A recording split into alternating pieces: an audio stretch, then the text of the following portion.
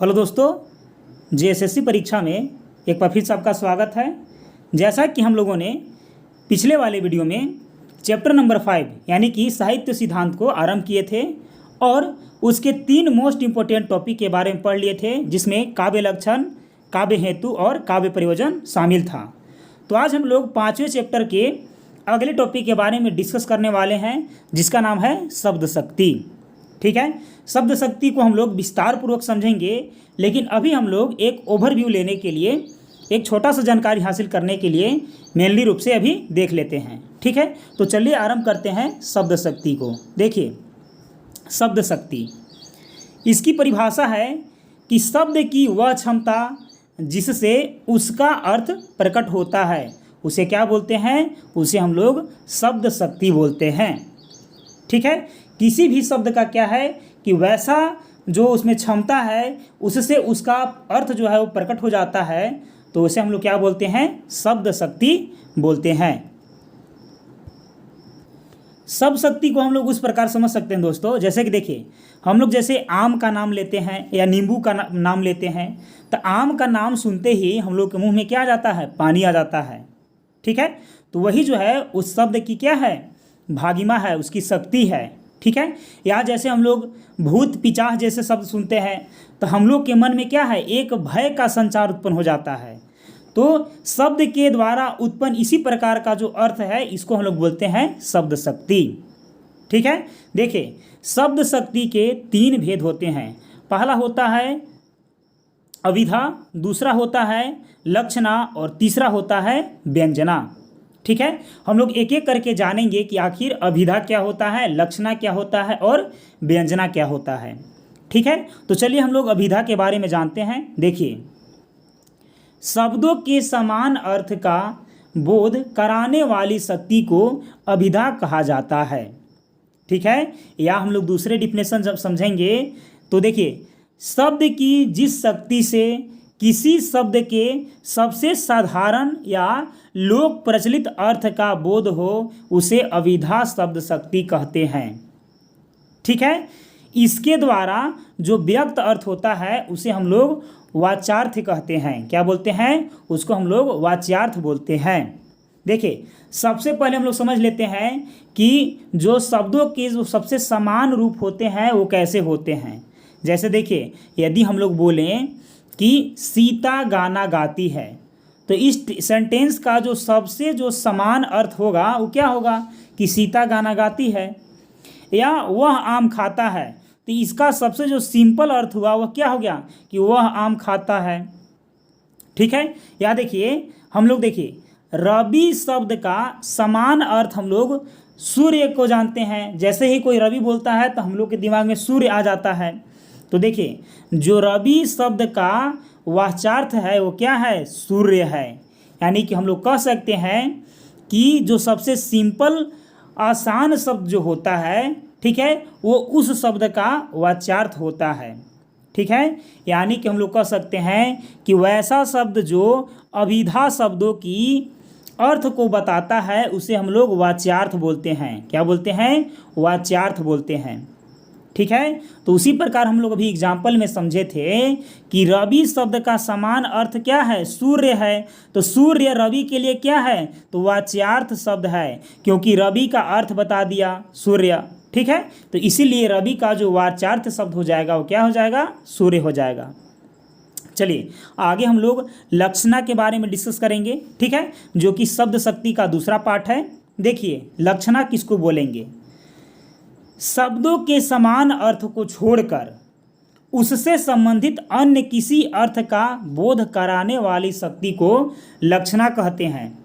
आप याद रखिएगा कि हम लोग अभी जो पीछे अभिधा पढ़े थे उसमें समान अर्थ था, लेकिन लक्षणा में क्या है दोस्तों कि समान अर्थ को छोड़ने के लिए बात कर रहा है। समान अर्थ का उपयोग यहाँ पास नहीं करना है। ठीक है, तो शब्दों के समान अर्थ को छोड़कर उससे संबंधित अन्य किसी अर्थ का बोध कराने वाली शक्ति को लक्षणा शब्द शक्ति कहते हैं। इसके द्वारा व्यक्त अर्थ लक्ष्यार्थ कहलाता है। क्या कहलाता है? लक्ष्यार्थ कहलाता है। जैसे अभिधा को जो अर्थ बता रहा था उसको हम लोग वाच्यार्थ बोले, तो जो लक्षणा का अर्थ बता देगा उसको हम लोग लक्षणार्थ बोलेंगे। ठीक है, चलिए आगे बढ़ते हैं, इसका एग्जाम्पल से समझते हैं। देखिए जैसे कि गंगा पर गांव, ठीक है, तो गंगा पर गांव में गंगा पर क्या है, ये लाक्षणिक पद है। गंगा पर क्या है, गंगा पर जो है वह लाक्षणिक पद है। इसका सामान्य अर्थ क्या होगा दोस्तों कि गंगा पर गांव, तो इसका जो सामान्य अर्थ होगा कि गंगा के प्रवाह में गांव है। ठीक है, सिंपल यदि हम लोग देखेंगे, ठीक है, तो सिंपल यदि हम लोग देखेंगे कि गंगा पर गांव, तो इसका मीनिंग हम लोग समझेंगे कि इसका सामान्य अर्थ हो जाएगा कि गंगा में क्या है, गांव है। लेकिन हम लोग जानते हैं कि गंगा के प्रवाह में गांव का अस्तित्व असंभव है। ठीक है, गंगा के प्रवाह में गांव का अस्तित्व क्या है, असंभव है। अतः सामान्य अर्थ को छोड़कर उससे सर्वाधिक, उससे संबंधित अर्थ जो है वो गंगा के तट पर लिया जाता है। क्योंकि देखिए इसमें अगर समान अर्थ हम लोग लेंगे तो हो जाएगा कि प्रवाह में, गंगा के प्रवाह में गांव है, तो ऐसा तो कभी हो नहीं सकता है कि प्रवाह में गांव होगा। इसीलिए हम लोग क्या करते हैं ना कि इस केस में समान अर्थ को छोड़ देते हैं और उससे संबंधित अर्थ को ले लेते हैं। तो इससे हम लोग समझेंगे कि गंगा पर गांव का मतलब हो जाएगा कि गंगा के तट पर लिया जाता है, जो गांव है गंगा के तट पर बसा हुआ उसको, इसीलिए यहाँ लिया जाता है कि गंगा के तट पर गांव। तो देखिए वह जो अर्थ निकला यह क्या है, यह लक्ष्यार्थ है। क्या है, लक्ष्यार्थ है। ठीक है, याद रखिएगा यह क्या है, लक्ष्यार्थ है। ठीक है, चलिए एक और एग्जाम्पल लेते हैं, इससे यदि आपको नहीं समझ में आया होगा तो देखिए, जैसे कि हम लोग कहते हैं कि कलिंग साहसी है। कलिंग क्या है, साहसी है। तो इस वाक्य में कलिंग शब्द क्या है, लाक्षणिक है। कलिंग शब्द क्या है, इसमें लाक्षणिक है। इसका समान अर्थ होगा, यदि हम लोग सिंपली सोचेंगे, मान लीजिए कोई आपसे बोला कि कलिंग साहसी है, तो हम लोग सोच लेंगे कि अरे सिंपली समान अर्थ क्या निकल जाएगा कि कलिंग साहसी है। पर बताइए कि स्थान कभी साहसी हो सकता है, तो नहीं हो सकता है। इसलिए कलिंग के समान अर्थ को छोड़कर वहाँ के निवासी को लिया जाता है। ठीक है, तो वहाँ के निवासी के लिए फिर प्रयोग होता है कि कलिंग के निवासी क्या है, तो कलिंग के निवासी जो है वो साहसी हैं। ठीक है, तो देखिए जो निवासी अर्थ लाया यही हम लोग अर्थ को बोलेंगे लाक्षण्यार्थ बोलेंगे। क्या बोलेंगे, लाक्ष्यार्थ या लाक्षणार्थ बोलेंगे। ठीक है, यानी कि जो शब्द लक्षणा के अर्थ को बताता है उसे हम लोग लक्षणार्थ बोलते हैं। ठीक है, आगे देखिए व्यंजना को समझते हैं। शब्दों के समान और संबंधित अर्थ दोनों को छोड़ देना है। देखिए हम लोग अभिधा में समझे थे कि शब्दों के समान अर्थ को समझना है, लक्षणा में अभी हम लोग समझे कि शब्दों के समान अर्थ को छोड़ देना है, और अभी हम लोग पढ़ रहे हैं जब व्यंजना को, तो व्यंजना में पढ़ रहे हैं कि शब्दों के समान अर्थ को और संबंधित अर्थ दोनों को छोड़ देना है। ठीक है, तो पहले डिफिनेशन पूरा करते हैं। देखिए शब्दों के समान और संबंधित अर्थ दोनों को छोड़कर किसी विशेष अर्थ का बोध कराने वाली शक्ति को व्यंजना बोलते हैं। क्या बोलते हैं, व्यंजना बोलते हैं। अब देखिए जो शब्द व्यंजना का अर्थ व्यक्त करता है उसे हम लोग व्यंग्यार्थ बोलते हैं। क्या बोलते हैं, जो व्यंजना का अर्थ देता है उसे हम लोग व्यंग्यार्थ बोलते हैं। ठीक है, देखिए अब हम लोग उदाहरण के तौर पर व्यंजना को समझेंगे। ठीक है, अगर अभी तक आपको समझ में नहीं आया तो आगे हम लोग फिर से डिस्कस करेंगे, टोटली डीपली डिस्कस करेंगे। ठीक है, लेकिन अभी हम लोग ओवरव्यू देख लेते हैं कि आखिर हम लोग क्या क्या पढ़ने वाले हैं। ठीक है, देखिए जैसे में हम लोग व्यंजना का बारे में डिस्कस करेंगे। देखिए रात को पढ़ता हुआ कोई विद्यार्थी अपने सहपाठी से कहता है भाई 10 बज गए। देखिए तो मान लेते हैं कि दो सहपाठी जो है साथ में पढ़ रहे थे, तो एक जो सहपाठी है दूसरे से बोला कि भाई 10 बज गया, तो उसका आशय यह है कि क्या हो जाएगा कि सिंपल वर्ड छोड़ देना है और संबंधित वर्ड छोड़ देना है। आखिर जो उसका सहपाठी बोला कि भाई 10 बज गया, तो इसका सिंपल अर्थ क्या हो जाएगा कि हाँ 10 बज गया, तो इसको छोड़ देना है। संबंधित अर्थ क्या हो जाएगा कि हाँ 10 बजे रात हो गया, तो इसको भी छोड़ देना है। लेकिन वहाँ पास ये समझना है कि जब एक सहपाठी पढ़ते समय दूसरे सहपाठी को बोला कि भाई 10 बज गया, तो इसका आशय यह हुआ कि अब हमें क्या करना चाहिए, सो जाना चाहिए। ठीक है, तो यह विशेष अर्थ जो बताया यही व्यंग्यार्थ होता है। ठीक है, एक और एग्जाम्पल लेते हैं, तब समझ में आएगा आपको। देखिए, माता ने पुत्र को कॉल करके बोला कि कहाँ अंधेरा हो गया। माता ने पुत्र को कॉल करके कहा कि अंधेरा हो गया। तो देखिए, पुत्र कहीं बाहर घूम रहा था, तो माता जी जब बोले कि अंधेरा हो गया, तो इसका आशय क्या हो जाएगा, बच्चा समझ जाएगा कि जब माँ हमको कॉल करके बोले कि बेटा अंधेरा हो गया, जब वो बाहर घूम रहा था, तब वो क्या समझ जाएगा कि अब मुझको घर आ जाना चाहिए। वह यही ना समझेगा। तो देखिए, सबसे पहली बात कि माँ बोली कि बेटा अंधेरा हो गया, तो समान अर्थ जो सिंपल अर्थ है उसको छोड़ देना है। दूसरा कि माँ बोली कि बेटा अंधेरा हो गया, तो उससे संबंधित अर्थ को छोड़ देना है कि हाँ अंधेरा हो गया, लेकिन ये समझ जाना है कि हाँ अब हमको घर चल जाना चाहिए। ठीक है, तो यही जो विशेष अर्थ निकला, तो उसको हम लोग बोलेंगे व्यंग्यार्थ। यानी कि दोस्तों, जो व्यंजना होता है वैसा शब्द जो व्यंजना शब्द शक्ति का अर्थ बताए उसे हम लोग व्यंग्यार्थ बोलते हैं। चलिए अब हम लोग डीपली डिस्कस करते हैं। देखिए, अभी तक हम लोग एक शॉर्टली रिवाइज करना चाह रहे थे कि आखिर शब्द शक्ति क्या होता है। अब हम लोग शब्द शक्ति को और उसके तीनों भेदों को डीपली नॉलेज के साथ जानेंगे। तो चलिए आरंभ करते हैं शब्द शक्ति के परिभाषा के साथ। देखिए, प्रत्येक शब्द से जो अर्थ निकलता है उसका अर्थ का बोध जो कराने वाला होता है वही कहलाता है शब्द शक्ति। ठीक है, देखिए, शब्द शक्ति उसके अंतर्निहित अर्थ को व्यक्त करने का क्या है, व्यापार है। ये हिंदी साहित्य कोश में बताया गया है। जो सुन पड़े सो शब्द है, समूझी परय से अर्थ। ये कौन बोले हैं, तो आचार्य चिंतामणि जी बोले हैं। अब देखिए, अर्थात जो ध्वनि सुनाई पड़ती है वह क्या है, शब्द है, और उस सुनी हुई ध्वनि से जो मतलब या संकेत ग्रहण किया जाता है वह उसका क्या है, वह उसका अर्थ है। सिंपल है। देखिए, जब मान लीजिए कि आपसे कोई पूछा, ठीक है, आपसे पूछा कि आप कैसे हैं, तो जब वह पूछा कि आप कैसे हैं, तो आपको जो सुनाई दिया वह तो शब्द था, लेकिन जो आप उसका अर्थ निकाले, यानी कि वह आप अर्थ निकाले कि वह मेरे शारीरिक दृष्टिकोण से पूछ रहा है कि आप कैसे हैं, तो अर्थ निकाले। तो यही था कि जो आपको सुनाई देता है वो तो शब्द होता है, लेकिन जो आप संकेत ग्रहण करके उसका जो अर्थ निकालते हैं वही क्या होता है, आपका शब्द शक्ति होता है। देखिए, शब्द के अर्थ बोध होता है, अतः शब्द बोधक यानी कि शब्द को बोध कराने वाला, और अर्थ बोध्य मने जिसका बोध कराया जाए। ठीक है, शब्द बोधक क्या होता है, जो शब्द को बोध कराए, और एक होता है बोध्य माने जिसका बोध्य कराया जाए। शब्द कारण है और अर्थ है शब्द का व्यापार का परिणाम। शब्द क्या है, तो शब्द कारण है और उसका अर्थ क्या है, उसका परिणाम है।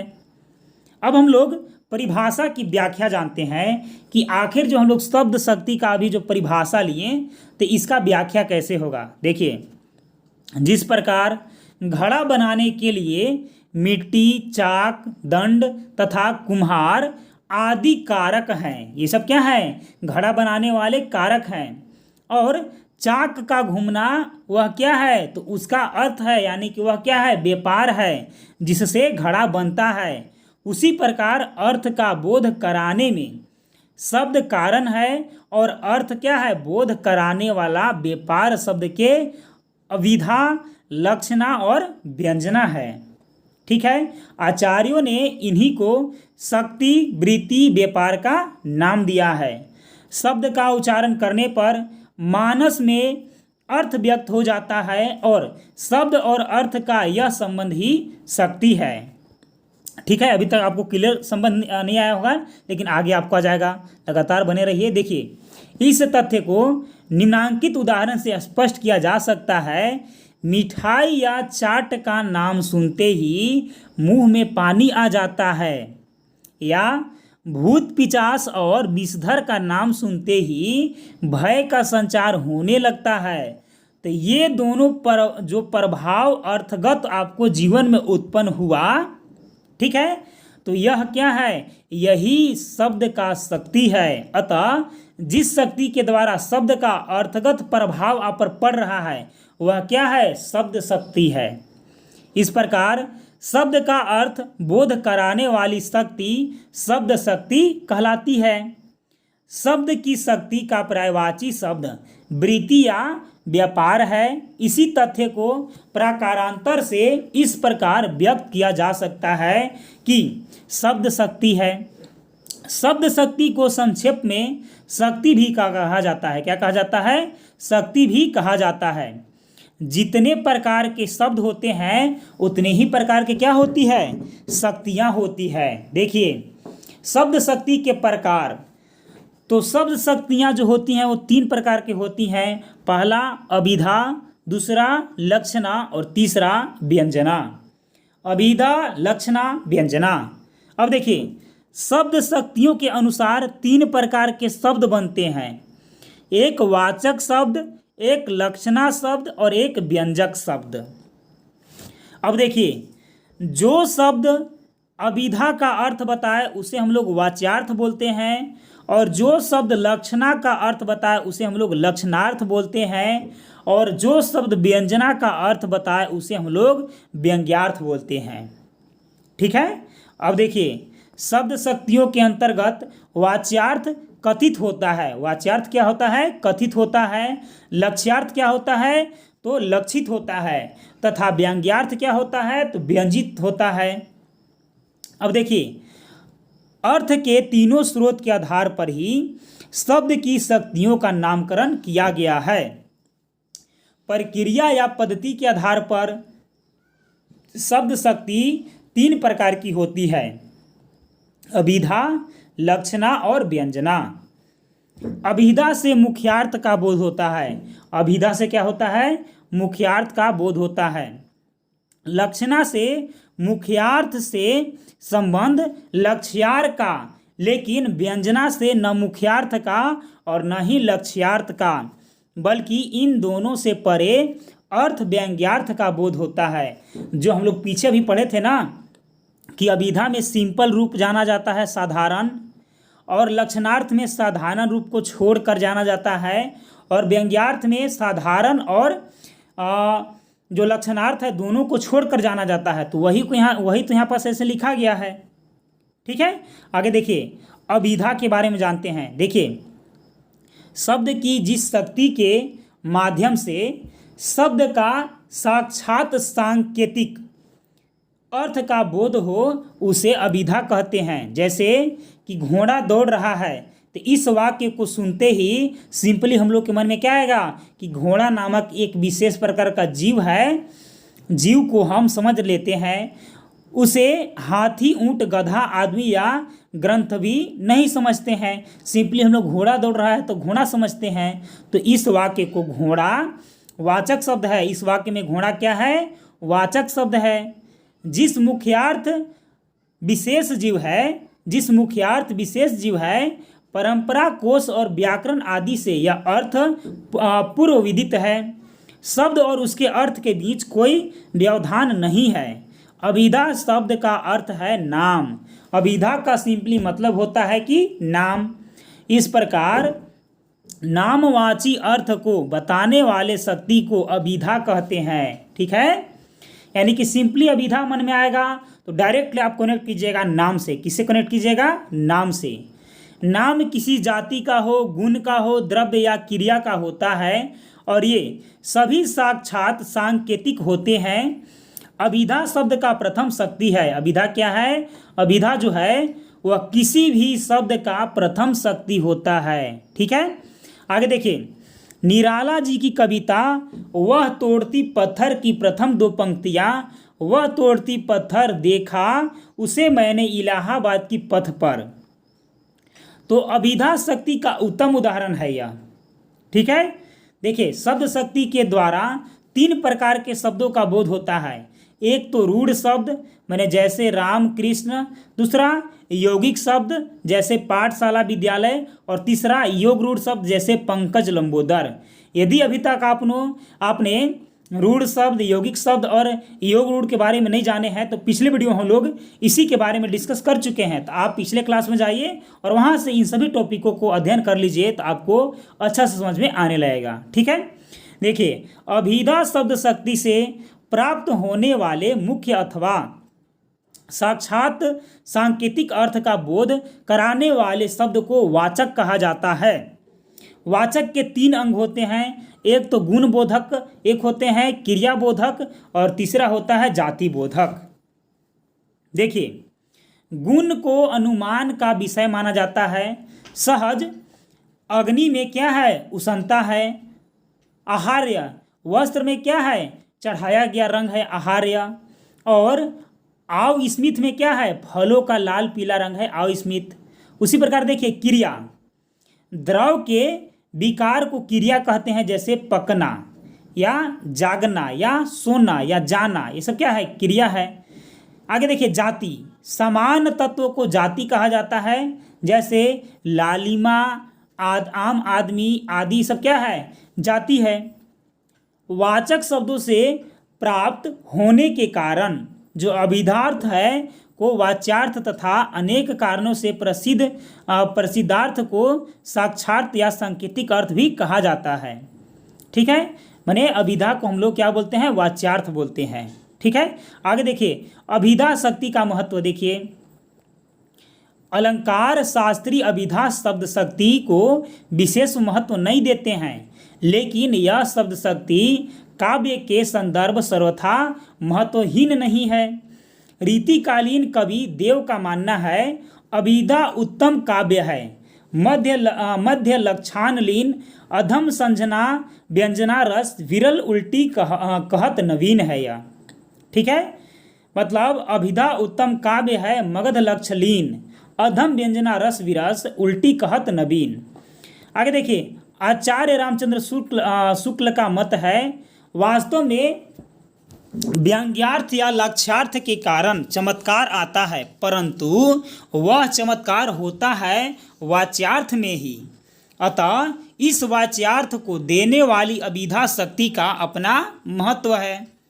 आचार्य शुक्ल अन्यत्र लिखते हैं कि जब कविता में कल्पना और सौंदर्य का अतिशय जोर हो जाता है, तब जीवन की वास्तविकता पर बल देने के लिए काव्य में अभिधा शक्ति का महत्व बढ़ जाता है।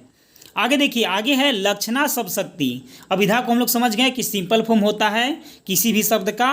अब हम लोग लक्षणा शब्द शक्ति को समझेंगे। देखिए मुख्यार्थ में बाधा होने पर, रूढ़ि अथवा प्रयोजन के कारण जिस शब्द शक्ति के द्वारा मुख्यार्थ से संबंध अन्य अर्थ की प्राप्ति होता है, उस शब्द शक्ति को माध्यम से उस शब्द शक्ति को हम लोग लक्षणार्थ बोलते हैं।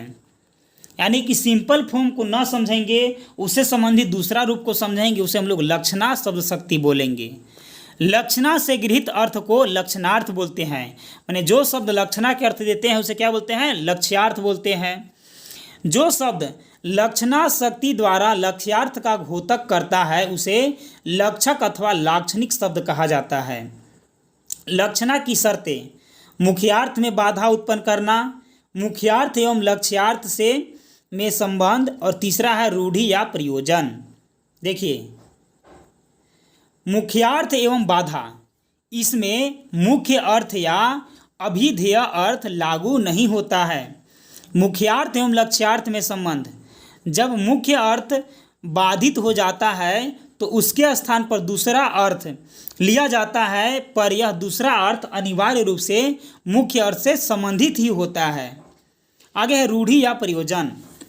मुख्य अर्थ को छोड़कर उसके दूसरे अर्थ को अपनाने के पीछे या तो कोई रूढ़ि होती है या कोई प्रयोजन होता है, इसलिए दूसरा वर्ड उसको अपना लेते हैं। आगे है यहाँ रूढ़ि और प्रयोजन शब्दों का विचार करना आवश्यक है। देखिए रूढ़ि समझेंगे। रूढ़ि का तात्पर्य है प्रयोग, प्रवाह या प्रसिद्धि अर्थात जैसा बोलने का चलन है, किसी बात को कहने की प्रथा चली आ रही है, वह क्या है? रूढ़ी है। जैसे देखिए, पुलिस को देखते ही चोर 9-2-11 हो गया। यहाँ 9-2-11 होना एक प्रचलित मुहावरा है जिसका अर्थ होता है कि भाग जाना।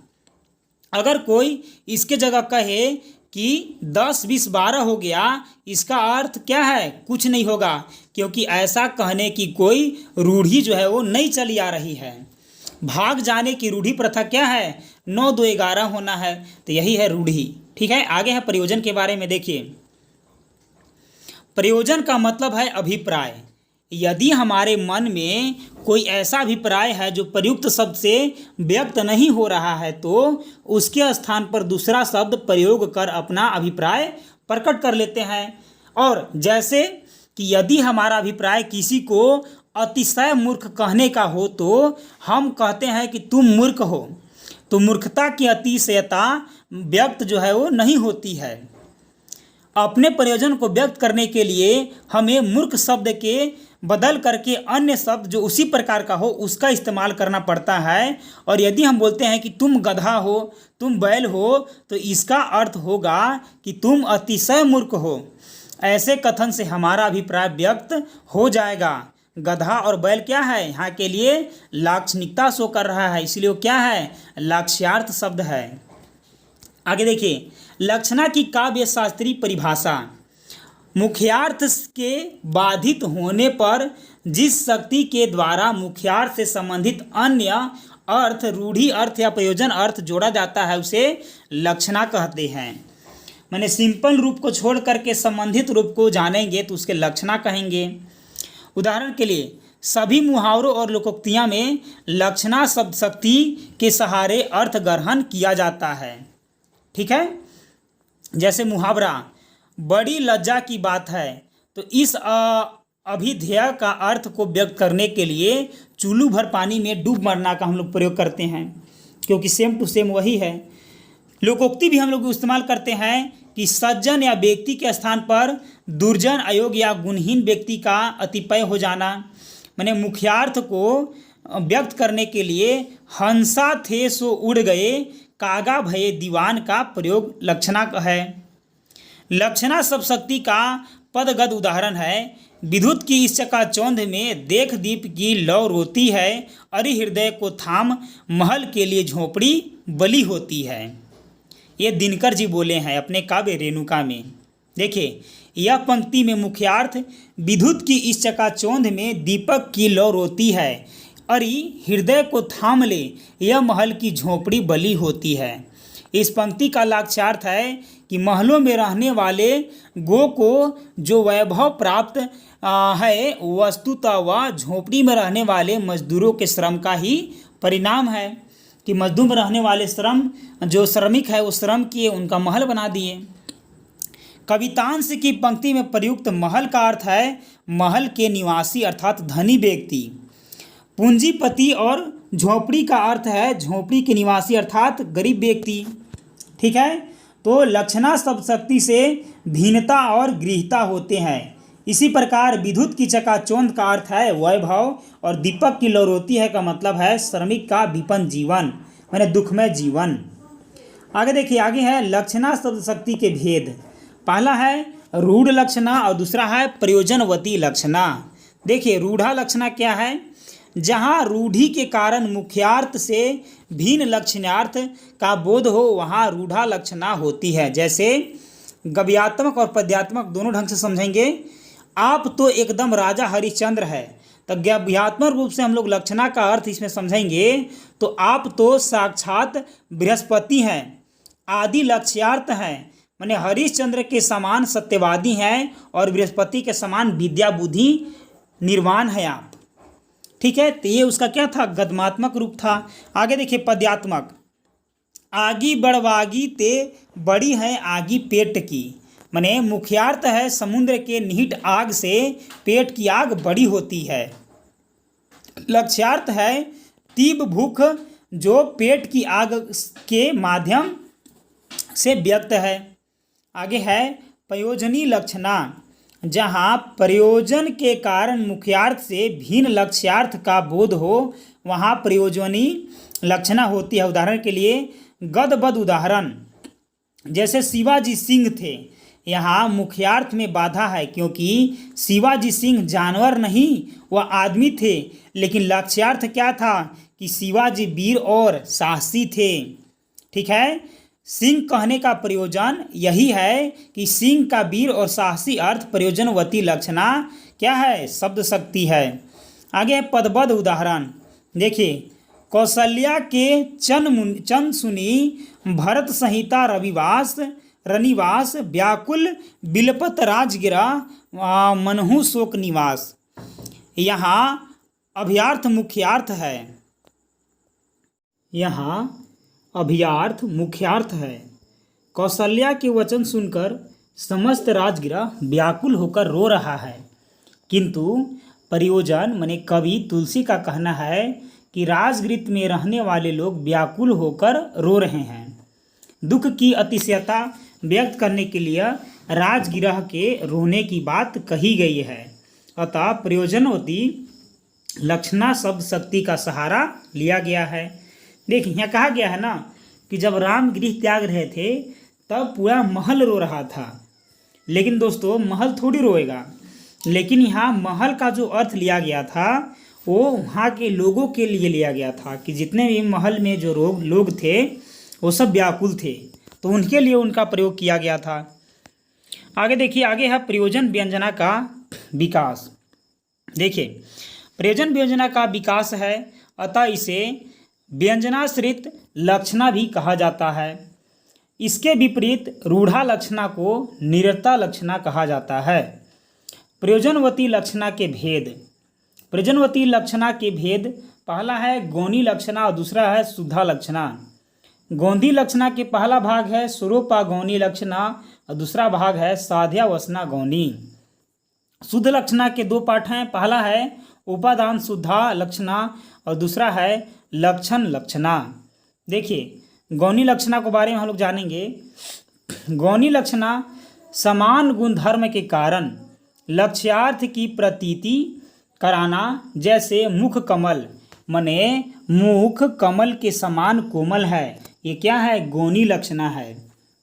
आगे है स्वरूपा गौणी लक्षणा, मने विषय और विषयी दोनों के शब्द निर्देश द्वारा अभेद बताना, जैसे सीता गाय है, सीता गाय है, इसका लक्ष्यार्थ क्या है कि सीता जो है वो सीधी साधी है। ठीक है, सीता विषय है और गाय विषयी है। ठीक है, यहाँ गाय का सीधा सदापन सीता पर आरोपित किया गया है, इसीलिए क्या है, यह है सारूपा गौणी। आगे है सुधा लक्षणा। देखिए साहित्वर संबंध से लक्ष्यार्थ की प्रतीति कराना, जैसे आधार आधेय भाव, सामीप्य वैपरीत्य भाव और कार्य कारण भाव या कार्तम्य आदि भाव। आधार आधेय का उदाहरण, मोदी को देखने सुनने सारा अमेरिका उमड़ पड़ा का लक्ष्यार्थ है अमेरिका के निवासी। ठीक है, ऐसा थोड़ी होगा कि पूरा अमेरिका उमड़ पड़ेगा, लेकिन सारा अमेरिका कहने का मतलब है कि अमेरिका के निवासी। सारा अमेरिका आधार है और अमेरिका के निवासी क्या है, अधेय है। ठीक है, आधार और अधेय हो गया। ठीक है, सारा अमेरिका आधार हो गया और अमेरिका के निवासी क्या हो गया, ये हो गया अधेय। आगे देखिए, आगे है सामीप्य भाव का उदाहरण, आंचल में है दूध और आँखों में है पानी। कविता में इस पंक्ति में आंचल माने साड़ी का छोर मुख्यार्थ है, किंतु लक्ष्यार्थ क्या है, स्तन। चूंकि आंचल सदा स्तन के समीप रहता है, इसलिए आंचल और स्तन में सामीप्य संबंध है। आगे है वैपरीत्य संबंध का उदाहरण, तुम सुख सुख का हाथी हुए जा रहे हो। इस वाक्य में हाथी मुख्यार्थ है जिसका लक्ष्यार्थ है दुबला। ये क्या है, विपरीत कहने का मतलब है यह। अतः यहाँ आधार है और आशय में विपरीत संबंध है। ठीक है, चलिए आगे देखते हैं। आगे है दूसरा उदाहरण, उद्धव तुम अति चतुर सुजान। इस पंक्ति में चतुर और सुजान मुख्यार्थ है जो बाधित है और लक्ष्यार्थ है चतुरता और अज्ञता। आगे है उपादान लक्षणा। इसका मीनिंग है ग्रहण करना। देखिए, मुख्यार्थ के साथ लक्ष्यार्थ यानी कि दोनों का ग्रहण उपादान लक्षणा है। उदाहरण है पगड़ी की लाज रखिए। इस उदाहरण में मुख्यार्थ पगड़ी ही है और लक्ष्यार्थ है पगड़ी धारण करने वाला व्यक्ति। इसमें पगड़ी क्या है? मुख्यार्थ है, और पगड़ी धारण करने वाला व्यक्ति क्या है? लक्ष्यार्थ है। मुख्यार्थ के साथ पगड़ी वाला व्यक्ति लक्ष्यार्थ दोनों ग्रहण है। आगे है लक्षण लक्षणा। देखिए, मुख्यार्थ को छोड़कर केवल लक्ष्यार्थ का ग्रहण लक्षण लक्षणा है। जैसे देवदत्त चौकन्ना हो गया। ठीक है, वाक्य में चौकन्ना का मुख्यार्थ चार कानों वाला बाधित है और केवल लक्ष्यार्थ जो है वो साधन को ग्रहण करने जाने के कारण लक्षण लक्षणा है। पदगत उदाहरण है तुम मांसहीन, तुम रक्तहीन, हे अस्थिशेष तुम अस्थिहीन।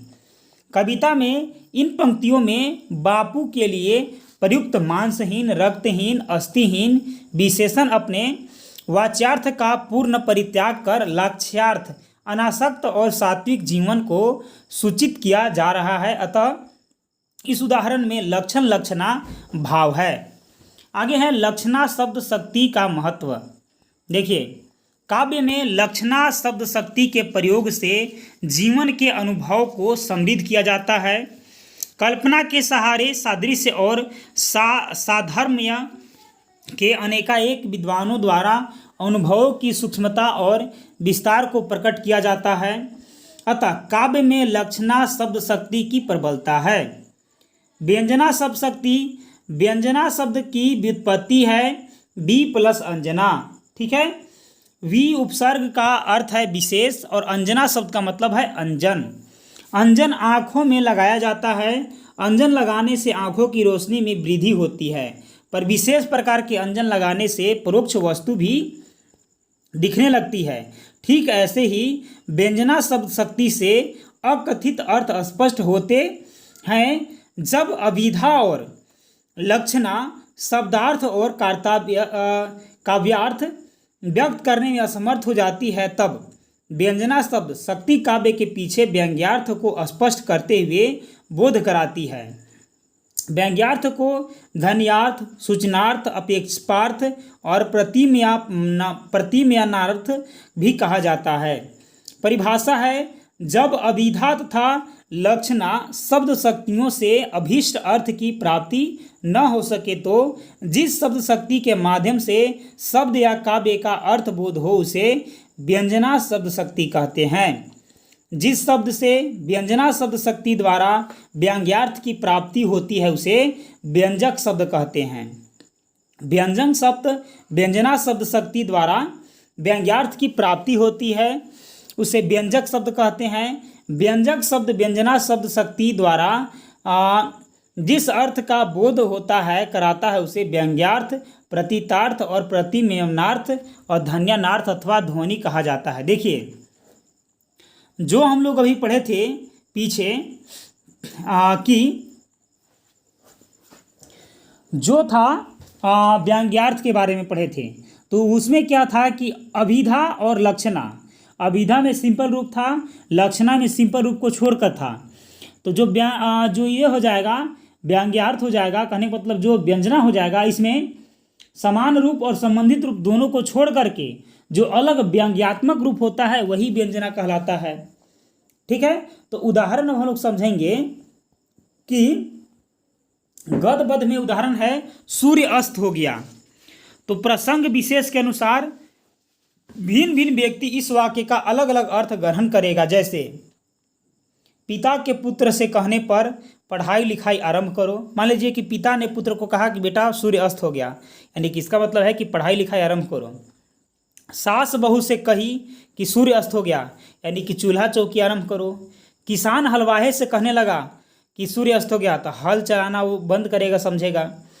पशुपालक के चरवाहे से कहने लगा कि सूर्य अस्त हो गया, अपने पशुओं को घर ले चलो। तो ये सब अलग अलग मीनिंग होता है व्यंग्यार्थ में। ठीक है, चलिए व्यंग्यार्थ को हम लोग समझ लिए। आगे देखिए, व्यंजना शब्द शक्ति के दो भेद होते हैं, एक होता है शाब्दी व्यंजना और एक होता है आर्थी व्यंजना। देखिए व्यंजना शब्द शक्ति दो प्रकार के था, उसको हम लोग डिस्कस करेंगे आगे। तो इसमें हम लोग शाब्दी व्यंजना में अभिधा मूला समझेंगे और लक्षणा मूला समझेंगे, और बाकी हम लोग इसमें बहुत सारे जो इतने टॉपिक दिए गए हैं उसके बारे में जानेंगे। ठीक है, तो चलिए हम लोग अभिधा मूला शब्द व्यंजना के बारे में शुरू करते हैं। देखिए, जिस शब्द के द्वारा किसी अनेकार्थ शब्द से उस अन्य अर्थ की प्रतीति हो जाती है, जो संयोग वियोग साहचर्य विरोध अर्थ प्रकरण लिंग और अन्य सनिधि सामर्थ्य आदि नियामक कारणों द्वारा औचित्य घोषित हो चुका हो, उसे कहेंगे आपका अभिधा मूला शाब्दी व्यंजना। ठीक है, पदबंध उदाहरण समझेंगे कि मुखर मनोहर श्याम रंग बरसत मुद अनुरूप झूमत मतवारो झाम की बनमाली स्वरूप। इस दोहे में बनमाली के अर्थ है मेघ और कृष्ण, माने एक ही वर्ड है बनमाली, लेकिन इसका मीनिंग हो गया मेघ और इसका मीनिंग ही हो गया कृष्ण। संयोग के द्वारा यहाँ इसका अर्थ है मेघ, परंतु एक अन्य अर्थ है कृष्ण जो कि द्योतित हो रहा है। बनमाला का कोई पर्याय शब्द रख देने से अर्थ का यह चमत्कार नष्ट हो जाता है, अतः यही अभिधा मूल शाब्दी व्यंजना है। माने अभिधा मूल शाब्दी व्यंजना वैसे शब्द होते हैं जिसका दो प्रकार के, मतलब एक ही शब्द रहेगा लेकिन दो प्रकार से उसका यूज हो जाएगा एक ही बार में। जैसे अभी हम लोग किए कि बनमाला का मतलब हो गया आपका बादल और दूसरा हो गया कृष्ण। ठीक है, आगे देखिए, लक्षणा मूला शाब्दी व्यंजना का मतलब क्या है? जिस प्रयोजन के लिए लक्षणा मूला शब्द शक्ति का आश्रय लिया जाता है, वह प्रयोजन जिस शब्द शक्ति द्वारा प्रतीत होता है उसे लक्षणा मूला व्यंजना कहते हैं। जैसे फली सकल मन कामना ल्यूटियो अनगणित चैन आजू जसै हरिरूप सखी भय प्रफुल्लित नैन। इस उदाहरण में लक्षणा के फली का अर्थ है पूर्ण हुई, या लूटियो का अर्थ है प्राप्त किया, और जचे का अर्थ है देखा, किंतु व्यंजना में संपूर्ण पद का जो व्यंग्यार्थ है वह है प्रियतम के दर्शन से अत्यधिक आनंद प्राप्त किया। ठीक है, अलग अलग मीनिंग था लेकिन सबका मीनिंग एक हो गया। आगे है इसमें कि जो शब्द शक्ति निम्नलिखित में से किसी एक विशेष के कारण व्यंग्यार्थक की प्रतीति कराती है उसे आर्थी व्यंजना कहा जाता है।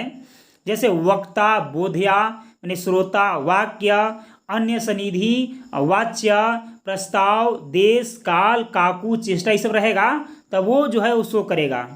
वक्ता कवि काव्य, नायक काव्य, नायिका के कथन की विशिष्टता के कारण प्रतीत होने वाला व्यंग्यार्थ प्रत्यवैसियोपतन कहलाता है। जैसे जिहि निधान दोपहर रहे भाई माघ की राती, तिहि उसीर की रापवटी खरी आवटी जाती। माने अर्थ है इसका कि धूती नायक से कहती है कि जिस उसीर की रावटी में जेठ की दोपहरी में भी माघ मास की रात जैसी ठंड रहती है, उसी रावटी के नायक में गर्मी से उबलती रहती है। व्यंग्यार्थ है कि नायक निष्ठुर है, उसे निष्ठुरता त्याग कर नायिका से मिलना चाहिए। यह व्यंग्यार्थ वक्ता के कथन वैशिष्ट से ही संभव हुआ है। आगे है बोधिन्य वैशिन्य व्युत्पन्न आर्थी व्यंजना। श्रोता की विशेषता के कारण प्रतीत होने वाला व्यंग्यार्थ बोध्यन्य वेष्ट्यन व्युत्पन्न आर्थी व्यंजना है। जैसे पद में है खोके आत्म गौरव स्वतंत्रता भी जीते हैं, मृत्यु सुखदायक है वीरो इसे इस जीने से। ठीक है, यहाँ व्यंग्यार्थ है कि विलासी जीवन का त्याग कर जैसे भी बने स्वतंत्रता प्राप्त करने का प्रयास करो। कहीं का यह कथन विलासमय जीवन जीने वाले वीरों के प्रति है, अतः श्रोता के विशेषता से व्यंग्यार्थ निकलने के कारण यहाँ बोधव्या वैसी उत्पन्न आर्थी व्यंजना है। आगे है वैक्य वस्ती उत्पन्न आर्थी व्यंजना, जहाँ संपूर्ण वाक्य की विशिष्टता के कारण व्यंग्यार्थ प्रकट हो वहाँ इस प्रकार के व्यंजना उत्पन्न होता है। जैसे पदबद्ध उदाहरण है जेहि विधि होहि परम हित, नारद सुनहु तू तुम्हारा, सोई हम करब न आन कछु, वचन वृथा हमार। अर्थ है कि नारद द्वारा विष्णु का रूप मांगने पर भगवान ने उससे कहा कि हे नारद, मैं वही करूँगा जिससे तुम्हारा हित हो। इसका व्यंग्यार्थ यह निकलता है कि मैं तुम्हें अपनी रूप नहीं दूंगा, क्योंकि इससे तुम्हारा अहित हो जाएगा। यह व्यंग्यार्थ संपूर्ण वाक्य की विशेषता से निकलने के कारण वाक्य वैशिष्ट योत्पन्न अर्थी व्यंजना बन जाता है। आगे है वाच्य व्यष्टि आर्थी व्यंजना। देखिए, वक्तव्य की विशेषता के व्यंग्यार्थ के प्रकट होने पर वाक्य व्यष्टि उत्पन्न आर्थी व्यंजना होती है। जैसे अखिल यौवन के रंग उभार, हड्डियों के हिलते कंकाल, कच्चे के चिकने काले बाल, कलूची कांस से वार, गूंजते हैं सबके दीन चार, फिर हाहाकार, फिर सभी हाहाकार। देखिए, वाच्य अर्थात वक्तव्य का वाच्यार्थ और यौवन व जीवन अल्प समय रहते हैं। इसका व्यंग्यार्थ संसार असार है। वक्तव्य की विशेषता से प्रतीत होने के कारण यह व्यंग्यार्थ जो है वो इस प्रकार का व्यंग्यार्थ है। आगे है प्रकरण वैष्टि व्युत्पन्न आर्थी व्यंजना।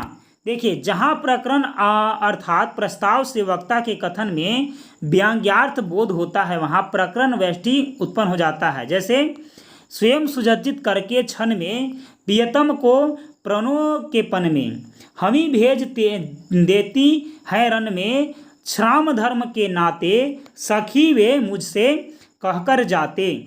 यशोधरा के इस कथन का व्यंग्यार्थ है कि यदि वे स्वामी मुझसे कहकर भी जाते तब भी मैं उनके इस पुण्य कार्य में बाधा न बनती। यह प्रकरण सिद्धार्थ के गृह त्याग का है।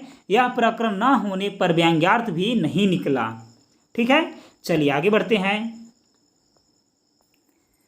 अन्य सनिधि वैष्टि उत्पन्न व्यंजना। देखिए, अन्य की उपस्थिति में वक्ता श्रोता से जो कहे उससे, अर्थात तीसरा व्यक्ति जो व्यंग्यार्थ ग्रहण करता है उसे इस प्रकार के व्यंजना बोलता है। जैसे निश्चल विष्णि पत्र पय, लख बालक यही भांति, मरकत भाजन पय मनय, अमल सख शुभ काति। अर्थात नायिका दूती से कहती है कि कमलिनी के पत्ते पर बैठा हुआ यह बगुला ऐसा प्रतीत होता है मानो निर्मल मणि के पात्र पर शंख रखा हुआ है। इस वाच्यार्थ से अंत्य अर्थात नायक यह व्यंग्यार्थ ग्रहण करता है कि यह स्थान निर्जन है, यहाँ बगुला भी किसी के डर से नहीं ठहरता। ठीक है, चलिए आगे है 7 नंबर का व्यंग्यार्थ, वो है देश वैष्टि उत्पन्न आर्थी व्यंजना।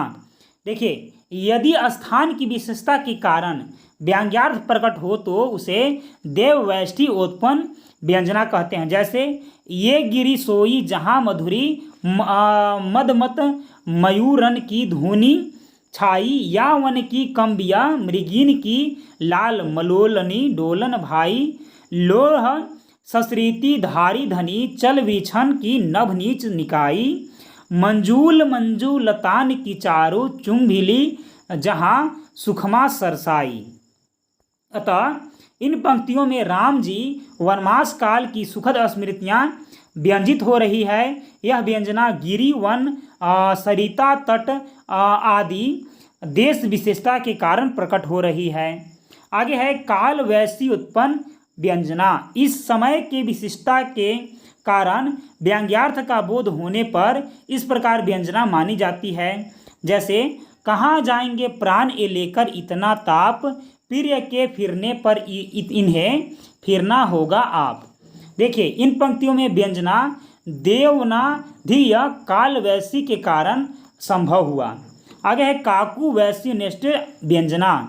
जहाँ एकार्थक शब्द का प्रयोग हो वहाँ इस प्रकार का व्यंजना होगा।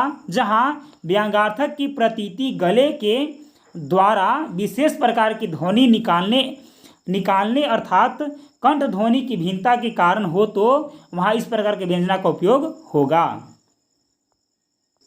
आगे है चेष्टा वैष्टि उत्पन्न व्यंजना। चेष्टा अर्थात भाव भागिमा हाव भाव के द्वारा व्यंग्यार्थ प्रकट होने पर इस प्रकार व्यंजना उपयोग होगा। जैसे कटंक काढ़त लाल के चंचल चाह निबाही, चरण खैंची लीलो तिहाँ हंसी झूठे करी आही।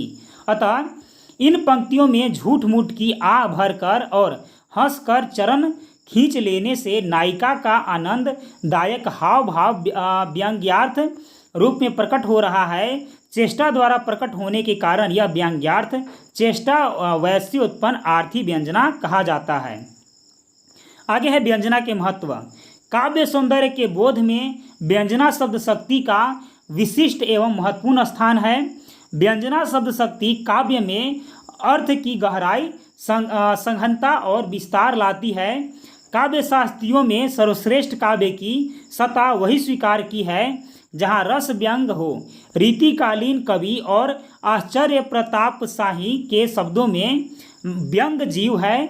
कविता में शब्द अर्थ गति अंग है। सोई उत्तर काव्य है, वर्ण व्यंग प्रसंग है। ठीक है दोस्तों, तो आज का वीडियो इतना ही। चलिए मिलते हैं हम लोग अगले टॉपिक के साथ, तब तक के लिए धन्यवाद।